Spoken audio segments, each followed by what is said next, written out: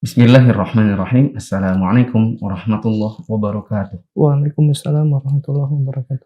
Alhamdulillahilladzi arsala rasulahu bil huda wa dinil haqq liyudhhirahu 'alad dini kullih wa kafa billahi shahida. Asyhadu an la ilaha illallah wahdahu la syarikalah wa asyhadu anna Muhammadan 'abduhu wa rasuluhu la nabiyya ba'dah. Teman-teman yang dirahmati Allah, para pemirsa kajian The Amazing Tabi'in. Pada hari ini insyaallah kita akan baca kisah Silah bin Asyam al-Adawi, dan di buku yang kita baca, kisah ini terdapat pada kisah yang ke-24 di halaman 208. Kata Al-Imam Al-Asbahani, Silah bin Asyam al-Adawi menuntut ilmu dari sebagian besar sahabat dan mengambil bukti pekerti dari sisi mereka serta berakhlak dengan akhlak mereka. Ini cara bacanya Asyam, bukan Asyam. Iya. Bukan juga Asyam, tapi Asyam. Silah bin Asyam al-Adawi adalah seorang ahli ibadah dari para ahli ibadah malam, seorang pejuang dari para pejuang siang. Apabila kegelapan telah menutupkan tirainya ke dalam alam semesta, manusia terlelap dalam tidur, maka dia bangkit dan menyempurnakan wudhu. Kemudian dia berdiri di mihrabnya dan masuk dalam sholatnya serta mendapatkan sukacita dengan Tuhannya. Maka bersinarlah cahaya ilahi dalam dirinya yang menyinari seluruh penjuru dunia dengan basirahnya dan memperlihatkannya akan ayat-ayat Allah di alam semesta. Di samping itu semua, Silah bin Asyam adalah orang yang gemar membaca Al-Quran di waktu fajar. Apabila sepertiga malam terakhir telah tiba, dia sholat dengan membaca juz-juz Al-Quran. Mulailah dia membaca ayat-ayat Allah dengan suara merdu dan jelas, serta diiringi isak tangis. Terkadang dia mendapatkan kelezatan Al-Quran yang menyentuh ke dalam hatinya dan mendapatkan ketakutan kepada Allah dengan akal jernihnya. Pada sisi lain dia merasakan Al-Quran berisi ancaman yang memecah hatinya. Ini ada teladan bagi kita semua tentang kenikmatan terhadap Al-Quran. Kenikmatan terhadap Al-Quran. Karena berapa banyak orang yang membaca Al-Quran tapi tidak menikmatinya. Berapa banyak orang yang menghafal Al-Quran tapi tidak mendapatkan manfaatnya kecuali sekedar hafal. Kita dapati banyak orang yang hafal, mungkin yang dia dapatkan adalah dunia. Dia bisa menjadi penghafal Quran, diminta untuk mengimami orang di bulan Ramadan. Lalu selesai dari Ramadan dia dapatkan mukafa'ah. Dan tidak dapatkan kecuali itu. Orang di zaman sekarang bahkan menjadikan Al-Quran itu sebagai bahan untuk jual diri. Maksud saya jual diri ini adalah untuk menjadi image. Ada yang bilang brandingnya Al-Quran. Jadi nanti membaca Al-Quran, merekamnya, mempostingnya, kemudian terkenal dengannya. Tapi setelah itu, dia campurkan dengan misalnya jualan ini, jualan itu. Ya, menjadi selebritas lah. Yang terkenal karena Qurannya. Tapi semata-mata karena itu. Bukan dalam rangka untuk mendapatkan pelajaran dan manfaat dari Al-Quran. Tetapi sekedar branding. Keindahan suaranya, oke bacaan, dan ketampanan dirinya. Sehingga kita dapat ada sebagian orang baca Quran. Ya. Tapi dengan perempuan tak jauh beda dengan orang-orang awam. Dia membaca Al-Quran, menghafal Al-Quran, tapi tak beda dengan orang-orang yang tidak memiliki pengetahuan agama. Campur aduk dengan yang bukan mahram. Dan yang semacam itu. Kita lanjutkan. Silah bin Asyam tidak pernah bosan dari ibadahnya ini sekalipun. Tidak ada bedanya apakah di rumahnya ataukah dalam perjalanan, di dalam sibuk atau di saat luangnya. Pelajaran bagi kita adalah keistiqomahan. Meskipun dalam keadaan safar, meskipun dalam keadaan dalam waktu luang, ya, maupun di saat sibuk. Ja'far bin Zaid menceritakan, kami keluar bersama salah satu dari pasukan kaum muslimin dalam sebuah peperangan di kota Kabul. Sekarang ada di Afghanistan. Dan merupakan ibu kota Afghanistan. Kami keluar dengan harapan Allah akan memberikan kemenangan kepada kami. Dan Silah bin Asyam berada di tengah pasukan.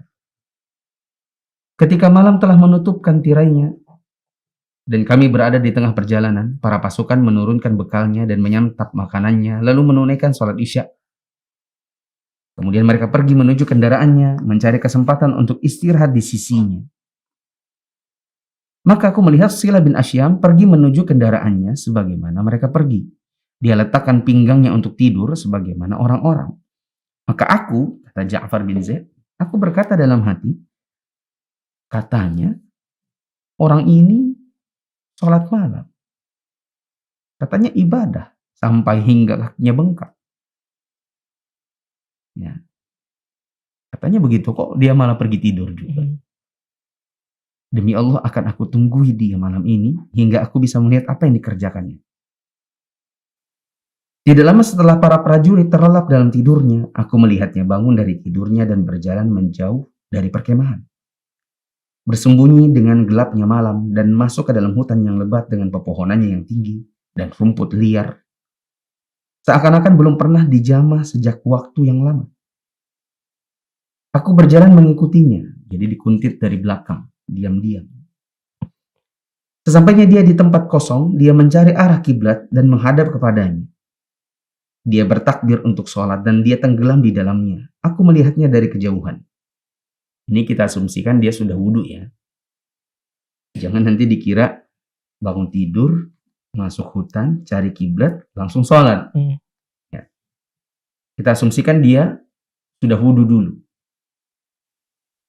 Dan kalaupun kita mau asumsikan bahwa Silah ini betul-betul sholat tanpa berwudhu setelah dia tidur, ya kita katakan ini tidak bisa jadi dalil. Karena Nabi SAW mengatakan, la yaqbalullahu sholata ahadikum idza hadatha hatta yatawadda. Allah tidak akan terima sholat salah seorang dari kalian bila dia berhadas sampai dia wudhu terlebih dahulu. Dan yang namanya tidur itu adalah hadas. Jadi kalau baru bangun tidur dan tidur itu nyenyak, maka dia harus berwudhu terlebih dahulu sebelum sholat. Kecuali kalau kita mau takwil, oh enggak, ini Silah ini tidur tapi tidur-tiduran aja. Ya dia pura-pura tidur.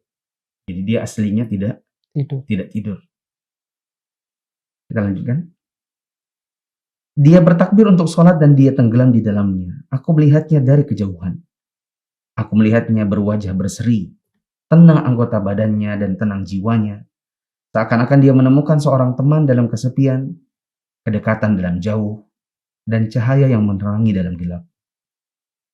Di saat dia demikian, tiba-tiba muncul kepada kami seekor singa dari sebelah timur hutan. Setelah aku merasa yakin bahwa yang datang itu betul-betul singa, hatiku merasa copot saking takutnya. Aku panjat batang pohon yang tinggi untuk melindungiku dari ancamannya. Ya kalau logikanya harusnya si Ja'far ini teriak gitu ya. Kalau kita di zaman sekarang pasti memperingatkan, awas singa. Singa tersebut terus saja mendekat kepada Silah bin Asyam, sedangkan dia tenggelam dalam sholatnya hingga jaraknya tinggal beberapa langkah saja darinya. Dan demi Allah, dia tidak menoleh kepadanya dan tidak mempedulikan singa itu. Tatkala dia sujud, aku berkata, wah ini ntar lagi si singa akan menerkamnya. Ketika dia bangkit dari sujudnya dan duduk, singa itu berdiri di hadapannya seakan-akan memperhatikannya. Ketika dia salam dari sholatnya, dia memandang kepada singa itu dengan tenang dan menggerakkan kedua bibirnya dengan ucapan yang tidak aku dengar. Dan tiba-tiba saja singa itu berpaling darinya dan kembali ke tempatnya semula. Kita katakan ini apa namanya? karomah, yaitu keluar biasaan yang dimiliki oleh seseorang dari kalangan wali Allah. Itu namanya karomah. Kalau orang di zaman sekarang pelihara singa di rumahnya, kayak orang-orang di Dubai itu banyak ya. Hmm. Nah, itu wajar karena dipelihara dari kecil, sudah kenal, udah dekat. Nah, ini kan ketemu di hutan, kok Pasti. tidak diterkam? Itu ada karomah. Kita bisa lihat dari gambaran bahwa ketika singa itu mendekat, istilah ini qomat kami sesuatu. Yang kita yakinkan pasti itu adalah doa dan zikir. Di saat fajar telah terbit, dia bangkit untuk menunaikan sholat fardu. Kemudian dia mulai memuji Allah Ta'ala dengan pujian-pujian yang belum pernah aku dengar yang sepertinya sekalipun. Dia berdoa, "Ya Allah, sesungguhnya aku memohon kepadamu agar menyelamatkanku dari neraka. Apakah seorang hamba yang berbuat salah sepertiku berani untuk memohon surga kepadamu?" Dia terus saja mengulang-ulangnya hingga dia menangis dan membuatku ikut menangis. Jadi yang nguntit ini ikutan nangis. Kemudian dia kembali ke pasukannya tanpa seorang pun yang tahu. Nampak di mata orang-orang seakan-akan dia baru bangun dari tidur di kasur. Sedangkan aku kembali setelah mengikutinya dan aku merasa lelah karena begadang malam. Badan penat, ketakutan terhadap singa, dan apa-apa yang Allah Maha mengetahuinya. Kisah ini sama persis dengan kisah di nomor 2. Bukan, nomor 2 sih. Kisahnya adalah kisah Amir bin Abdullah At-Tamimi yang juga sama-sama masuk hutan. Bedanya nggak ada singa. Cuman dia berdoa dengan doa yang aneh. "Ya Allah, aku pernah meminta kepada Engkau 3 hal. 2 dikabulkan, 1 tidak." Tiba-tiba dalam keadaan setelah selesai sholat subuh, Amir bin Abdullah Tamim ini melihat si penguntitnya. Kalau di sini kan dikisahkan Silah tidak melihat Ja'far.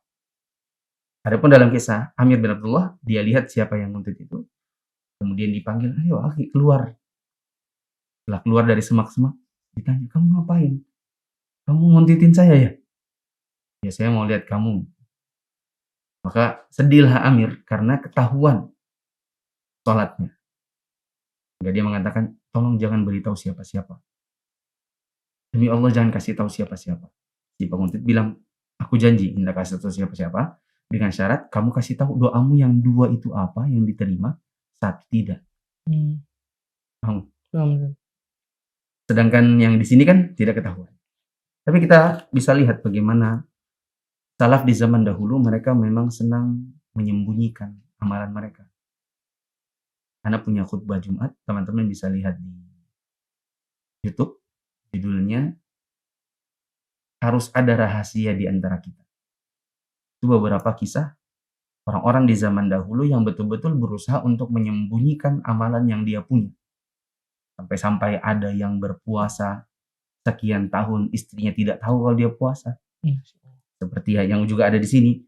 Dia sholat malam, lalu kembali tidur, sehingga orang-orang tidak ada yang tahu, dan mengira dia juga baru sama-sama bangun tidur.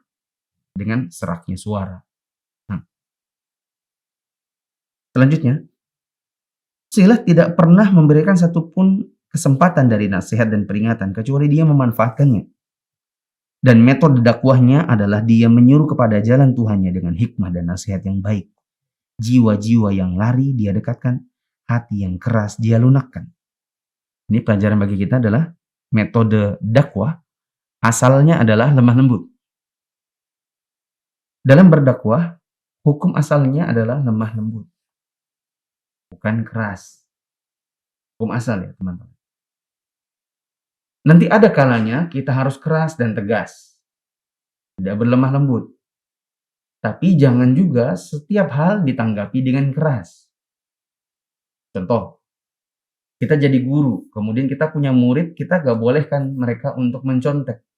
Tidak boleh menjiplak. Lalu kemudian ketahuan menjiplak. Maka yang seperti ini tidak bisa dengan lemah lembut. Tetapi harus dengan tegas. Tapi tegas juga tidak keras. Kan dikerasi, dimarahi, ditampar, dipukul, bukan.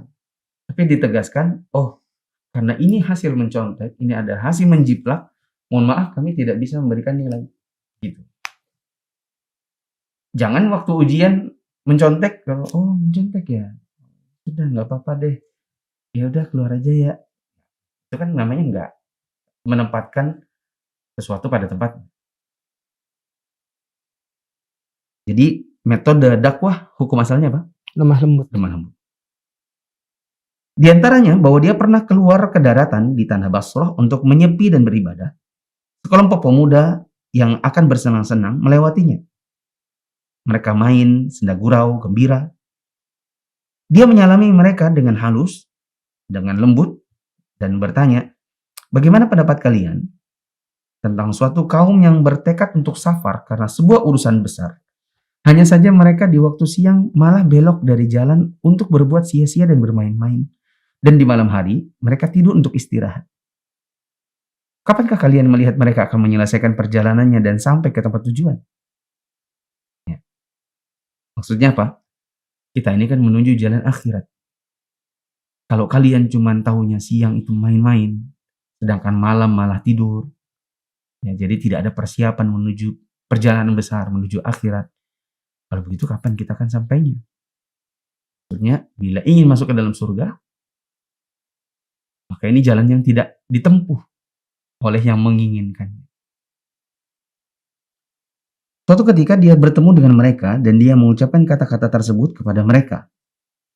Nah, seorang pemuda dari mereka bangkit dan berkata, sesungguhnya demi Allah, silah ini tidak memaksudkan perkataannya kepada siapapun selain dari kita. Kita ini yang dimaksudnya, di siang hari main-main, di malam hari tidur. Kemudian pemuda tersebut memisahkan diri dari teman-temannya dan mengikuti Silah bin Asyam sejak hari itu. Dia terus menemaninya hingga kematian menjemputnya. Ya, ini berarti kita bilang harus peka lah sama nasihat. Ada orang tuh kalau diberi nasihat itu kayak masuk telinga kanan keluar kuping kiri, gitu. Tapi pemuda ini dia kita bilang peka terhadap pembicaraan orang.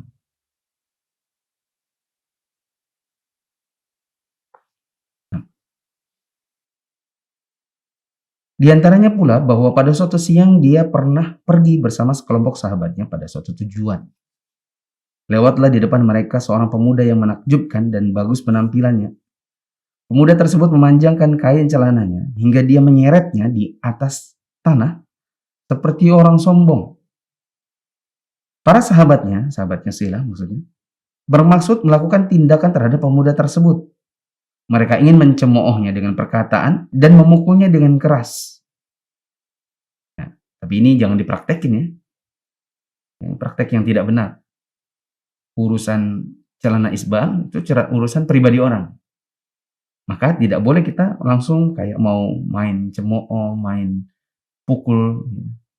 Nggak boleh seperti itu. Tapi ini kan teman-teman. Artinya mungkin di kalangan mereka ada orang awam. Kita lihat bagaimana tokohnya. Silah berkata kepada mereka, biarkan aku yang menyelesaikan urusannya. Dia mendekati pemuda tersebut dan berkata dengan kelembutan seorang ayah yang penuh kasih sayang dan bahasa seorang sahabat yang jujur. Wahai anak saudaraku, aku punya hajat kepadamu. Pemuda itu berkata, apa itu paman? Maka Silah berkata, hendaklah kamu mengangkat kainmu. Sesungguhnya yang demikian itu lebih suci untuk pakaianmu, lebih bertakwa kepada Tuhanmu, dan lebih dekat kepada sunnah nabimu. Dengan rasa malu pemuda itu berkata, oh iya, dengan senang hati. Kemudian dia segera mengangkat kainnya. Nah, ini pelajaran bagi kita. Memahamkan dengan baik suatu masalah, suatu perkara. Ya. Bukan main kekerasan, main pukul, main cemooh. Dan itu banyak dikerjakan oleh sebagian teman-teman, khususnya yang sudah mengenal sunnah. Mereka sudah mengamalkan yang namanya celana di atas mata kaki. Celana yang tidak isbal. Kemudian ada orang awam yang mungkin belum mengenal permasalahan ini, belum pernah dengar ceramah tentangnya. Kemudian pandangan langsung ditujukan kepada celana, melihat orang tuh kayak jijik. Ya, sambil mengerjitkan dahi, memincingkan mata, memandang, gak bertakwa, dan semacam itu. Kita tidak membenarkan perbuatannya, tapi kita juga tidak bisa membenarkan perbuatan sebagian orang-orang yang sudah belajar, cemburunya besar, kemudian memandang orang awam itu dengan pandangan yang seperti itu. Itu tidak bisa dibenarkan. Yang harusnya dilakukan adalah seperti silah ini. Ini bahasa guru ini. Bahasa dai itu ya begini. Ya, bahasa dai, akhi, maaf ya. Anda sudah pernah dengar tentang isbal? Oh, apa itu? Oh, gini, isbal itu, gitu. Nggak langsung, kenapa masih isbal? Dia belum tahu isbal itu apa. Langsung, kenapa masih isbal? Dari potong ke celananya. Itu bahasa apa? Bahasa justifikasi, judging. Tidak bahasa yang memahamkan. Itu yang Anda maksud dengan suatu perkara itu dipahamkan. Bukan, ya kayak gini, mudah. Jadi, 1 tambah 1 itu 2. Bisa juga 1 tambah 2 kurang 1 itu juga 2. Dipahamkan dulu. Tidak langsung 2 kurang 1 itu 1. Orang ya, lalu gitu kan? Mengundang tanya yang dia memang belum tahu dasarnya gitu. Paham ya maksudnya? Paham, Ustaz. Nah, Sila berkata kepada sahabatnya, sesungguhnya yang seperti ini lebih baik dari apa yang kalian inginkan. Memang kalian ini tadinya maunya tuh kebaikan gitu. Tapi kalian kan tadi itu mau main pukul, main cemooh gitu. Dan seperti ini lebih bagus. Kenapa? Karena kalau kalian pukul dan cemooh dia, niscaya dia akan balik mukul kalian dan mencemooh kalian, dan dia akan tetap membiarkan kainnya menyapu tanah. Ya. Ini seperti apa ya? Kita ketemu dengan teman misalnya, suka dengerin musik, dan dia belum sholat. Cara kita mendakwahinya, jangan langsung soal musiknya, tapi soal sholatnya. Karena mendingan dia sholat, meskipun masih dengerin musik, daripada sudah nggak sholat, dengerin musik, atau sudah dengerin musik, nggak sholat lagi. Gitu kan. Tapi juga jangan dikatakan, wah berarti boleh musik dong. Oh, nggak nyambung orang ini yang diajak ngomong. Ya, apapun banyak teman-teman di Facebook itu yang banyak nggak nyambung. Ya, orang jahil pakai Facebook.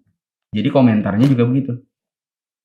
Kita katakan, bedakan antara bicara soal hukum dengan bicara soal metodologi dakwah dan prioritas.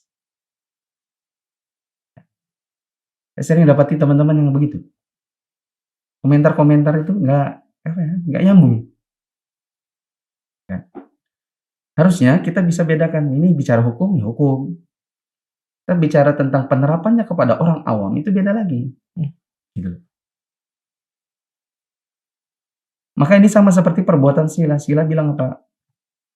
Kalian cemooh, kalian pukuli, maka dia tetap akan isbal. Maka dia balik mukul. Mendingan dia nasihati, dia nggak mukul, dia nggak dicemooh, tapi tujuan dari dakwah itu sampai. Gitu. Kita lanjutkan. Pada suatu kali seorang pemuda dari Basrah mendatanginya dan berkata, "Wahai Abu As-Sohba, ajari aku apa yang Allah ajarkan kepadamu." Maka Sila tersenyum dan berseri wajahnya. Dia katakan, "Sungguh kamu telah mengingatkan aku, hai saudaraku, tentang kenangan lama yang tidak aku lupakan. Di mana pada saat itu aku adalah seorang pemuda sepertimu. Aku mendatangi orang yang tersisa dari sahabat Rasul dan aku berkata kepada mereka, kayak perkataanmu. Tolong ajari aku apa yang Allah ajarkan kepada kalian. Maka mereka pun menjawab, jadikanlah Al-Quran sebagai penjaga jiwamu dan kebun hatimu. Dengarkanlah nasihatnya dan nasihatilah kaum muslimin dengannya. Perbanyaklah berdoa kepada Allah Ta'ala semampumu. Maka ini jawaban para sahabat kepada Silah. Dan secara tidak langsung, ini jawaban Silah untuk si pemuda tadi. Anak muda itu berkata, berdoalah untukku, semoga Allah membalasmu dengan kebaikan. Dia menjawab, Silah menjawab, semoga Allah menjadikanmu bersemangat untuk memperoleh yang kekal, yaitu akhirat. Dan menjadikanmu zuhud terhadap yang fana, yaitu dunia.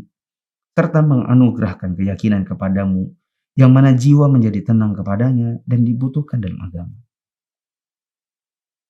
Ya, pelajaran bagi kita, jangan lupa doakan objek dakwah.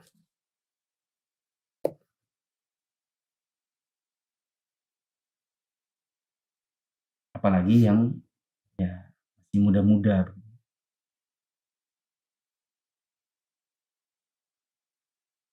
Silah memiliki seorang misan perempuan bernama Mu'adzah al-Adawiyah. Dia adalah seorang tabi'in sepertinya, di mana dia pernah bertemu dengan Ummul Mukminin Aisyah radhiyallahu anha dan mengambil ilmu darinya. Al-Hasan al-Basri berjumpa dengannya dan mengambil ilmu darinya. Dia wanita yang bertakwa, suci, taat ibadah dan zuhud. Di antara kebiasaannya adalah apabila malam tiba, dia berkata, bisa jadi ini malam terakhir bagiku, maka janganlah kamu tidur hingga pagi. Bila datang siang, maka dia berkata, mungkin ini adalah hari terakhirku, maka janganlah pinggang ini merasa tenang hingga sore hari. Di musim dingin, dia mengenakan pakaian yang tipis sehingga rasa dingin menghalanginya untuk condong kepada tidur dan berhenti dari ibadah. Dia menghidupkan malamnya dengan sholat dan banyak beribadah. Apabila rasa kantuk mengalahkannya, dia berjalan berputar-putar di rumahnya dan berkata, wahai jiwa, di depanmu ada tidur panjang. Besok kamu akan tidur panjang di kuburan. Entah di atas penyesalan atau di atas kesenangan. Maka pilihlah untuk dirimu, wahai Mu'adzah, pada hari ini, apa yang kamu sukai agar kamu besok menjadi apa. Walaupun Silah bin Asyam begitu kuat dalam beribadah dan begitu tinggi zuhudnya, namun dia tidak membenci sunnah nabinya, yaitu menikah. Maka dia pun meminang misannya, yaitu Mu'adzah, untuk dirinya. Pada hari disandingkannya dia kepada Silah, keponakan laki-laki Silah mengurusi Silah dan membawanya ke kamar mandi. Kemudian memasukkannya menemui istrinya di rumah yang diberi wewangian. Setelah keduanya bersama-sama, maka Silah berdiri sholat sunnah 2 rakaat. Istrinya berdiri sholat dengan sholatnya dan mengikutinya. Kemudian kenikmatan sholat menarik keduanya, hingga keduanya berlanjut sholat bersama hingga fajar menjadi terang. Ini pelajaran bagi kita adalah adanya sholat sunnah sebelum Matahari terbit. berhubungan suami istri. Itu tidak tahu waktu malam pertama gak ada sholatnya. Nggak ada, Ustaz. Belum ngaji. Iya. Waktu itu belum ngaji. Oke, makanya nggak dong memang cerita ini ya. Tapi mungkin karena keduanya ini memang tipikal ahli ibadah, sampai fajar ya sholat terus akhirnya, bablas gitu. Di pagi harinya, keponakannya datang menemuinya dan berkata, Paman, anak perempuan pamanmu telah disandingkan kepadamu, lalu kamu berdiri sholat sepanjang malam dan kamu meninggalkannya. Maka Silah menjawab, anak saudaraku, sesungguhnya kemarin kamu telah memasukkanku sebuah tempat yang dengannya kamu telah mengingatkanku kepada neraka. Kemudian kamu masukkanku ke tempat yang lain yang dengannya kamu mengingatkanku kepada surga. Maksudnya ke WC, lalu ke kamar pengantin. Pikiranku terus saja memikirkan keduanya hingga pagi. Anak muda itu berkata, apa itu paman? Dia jawab, kamu memasukkanku ke kamar mandi. Hawa panasnya telah mengingatkanku akan panas neraka. Kemudian kamu masukkanku ke rumah pengantin, sehingga bau harumnya mengingatkanku pada wangi surga. Ini cerita keunikan pernikahan orang-orang di zaman dahulu. Silah bin Asyam bukan hanya orang yang banyak takut kepada Allah dan banyak bertaubat, ahli ibadah dan zuhud semata. Dia juga seorang penunggang kuda, prajurit yang kuat, dan pahlawan berjihad. Sedikit sekali medan pertempuran yang mengenal seorang pemberani yang lebih kuat tubuhnya, lebih kuat jiwanya, dan lebih tajam tebasan pedangnya daripada dia. Sehingga para panglima kaum muslimin berlomba-lomba untuk menariknya kepada pasukan mereka. Setiap dari mereka ingin memperoleh kemenangan dengan keberadaan Silah di perkemahannya, agar dengan karunia keberaniannya dia memetik kemenangan besar yang dicita-citakan. Ja'far bin Zaid, siapa ini? Yang nguntit tadi, ya. Ja'far bin Zaid meriwayatkan, kami keluar dalam suatu peperangan, dan bersama kami ada Silah bin Asyam dan Hisham bin Amir. Ketika kami telah bertemu musuh, Silah dan sahabatnya melesat dari barisan kaum muslimin dan menerobos kumpulan musuh, menusuk dengan tombaknya, dan membabat dengan pedang, sehingga keduanya memberi pengaruh yang besar terhadap barisan depan pasukan. Maka sebagian panglima musuh berkata kepada sebagian yang lain, dua orang tentara kaum muslimin telah menimpakan kepada kita hal seperti ini. Bagaimana jadinya apabila mereka seluruhnya memerangi kita? Tunduklah kalian kepada hukum kaum muslimin dan tunduklah dengan taat kepada mereka. Jadinya apa? Jadi down, jadi takut. Pada tahun 76 Hijriah, Silah bin Asyam keluar dalam sebuah peperangan bersama pasukan kaum muslimin menuju negeri Ma Wara'ah Nahar, ya, yaitu negeri yang saat ini terletak di Turkistan yang dijajah oleh Rusia dan menjadi bagian dari negerinya. Dia ditemani anaknya. Ketika kedua pasukan saling berhadapan dan perang semakin berkecamuk, maka Silah berkata kepada anaknya, wahai anakku, majulah dan perangilah musuh-musuh Allah, sehingga jika kamu syahid, aku akan mengharapkan pahala dari Allah, zat yang tidak akan pernah hilang titipan-titipan di sisinya. Pemuda tersebut melesat memerangi musuh layaknya anak panah yang melesat dari busurnya. Dia terus saja bertempur hingga jatuh tersungkur sebagai syahid. Tidak berlangsung lama, ayahnya pergi mengikutinya. Dia terus berjihad sehingga mati sebagai syahid di sampingnya. Ketika berita kematian keduanya sampai ke Basrah, maka para wanita segera menemui Mu'adzah al-Adawiyah untuk menghiburnya. Tapi dia berkata kepada mereka, bila kalian datang untuk mengucapkan selamat kepadaku, maka ahlan wa sahlan, saya terima. Ya. Tapi kalau kalian datang untuk memberikan tangisan, ikut berduka cita, maka pulanglah. Semoga Allah balas kalian dengan kebaikan. Maksudnya, ini tipikal Mu'adzah, saya tidak perlu nangis kehilangan anak dan suami, karena mereka mati syahid. Jadi kalau kalian datang cuman mau ikut nangis-nangis, maka ya udah pulanglah. Tapi kalau kalian di sini mau beri selamat, di sini datang. Ya, tentu ini sangat jauh dari tipikal istri-istri kita di zaman sekarang. Atau kita di zaman sekarang, laki-laki juga.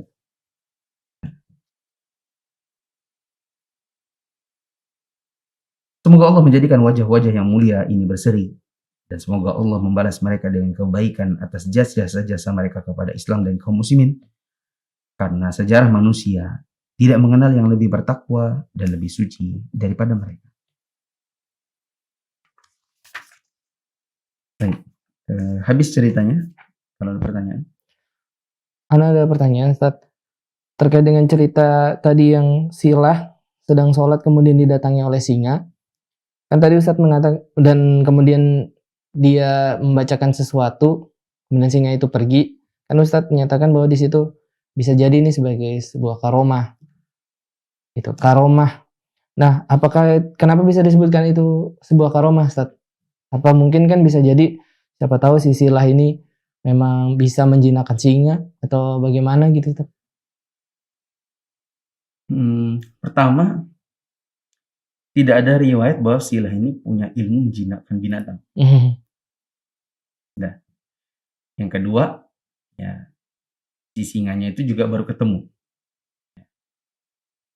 Jadi, pertama, karomah itu tidak bisa disengaja. Kedua, mencatat. Iya, Ustaz. Jadi teman-teman di rumah juga bisa mencatat. Karomah itu, satu, tidak bisa disengaja. Disengaja maksud ana direncanakan nanti begini, nanti begitu, kemudian karomah itu disengaja dengan cara mengeluarkan sesuatu pada dirinya, ya yang sudah di-plan gitu. Oke. Yang kedua, tidak bisa diulang-ulang.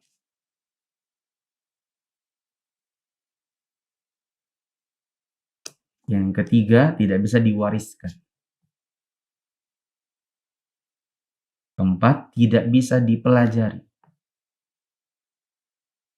Yang kelima, hanya dilakukan oleh orang yang bertakwa.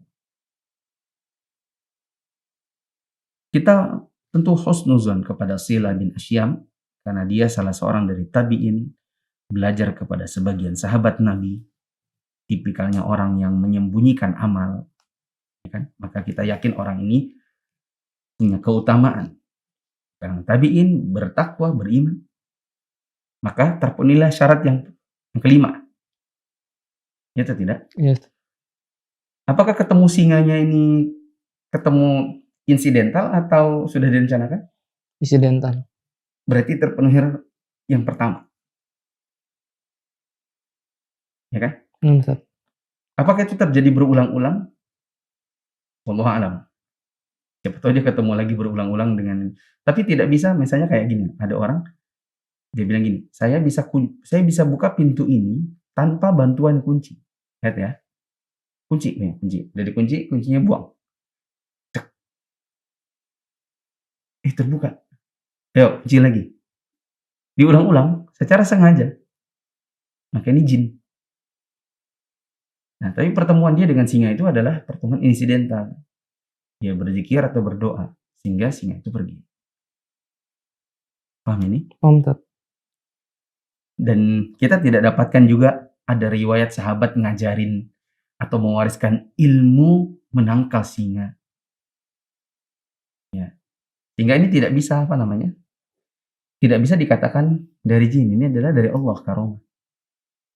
Beda halnya kalau dia pelajari, dia dapat warisan, katanya ini ilmu kebal.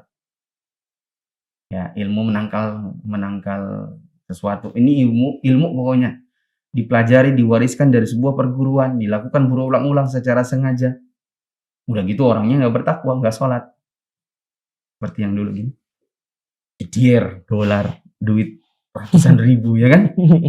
Nah, maka orang seperti ini dapat bantuan dari jin. Kalau enggak ya nipu, punya trik khusus. Gitu. Jadi paham? Insya Allah. Jadi apakah ini karomah? Iya karomah. Dengan indikasi tadi. Di zaman sekarang apakah ada orang seperti itu? Jawabannya ada. Siapa? Wallahu a'lam. Karena kita juga tidak berani mengklaim saya bertakwa, si fulan bertakwa. Gitu. Masih ingat kemarin di buku Syarah Al-Qawaid Al-Arba'. Ada bimbingan umum, ada bimbingan khusus. Bimbingan khusus itu khusus untuk orang bertakwa. Dan ini tidak bisa dijudge kepada sebagian orang, kepada orang-orang khusus, karena kita tidak tahu siapa yang beriman, siapa yang bertakwa. Adapun bimbingan umum boleh. Jadi paham? Bisa. Mungkin ini saja teman-teman yang dirahmati Allah. Kurang lebihnya kami mohon maaf. Subhanallahumma wa bihamdika asyhadu an la ilaha illa anta astaghfiruka wa atubu ilaik. Wassalamualaikum warahmatullahi wabarakatuh. Waalaikumsalam warahmatullahi wabarakatuh.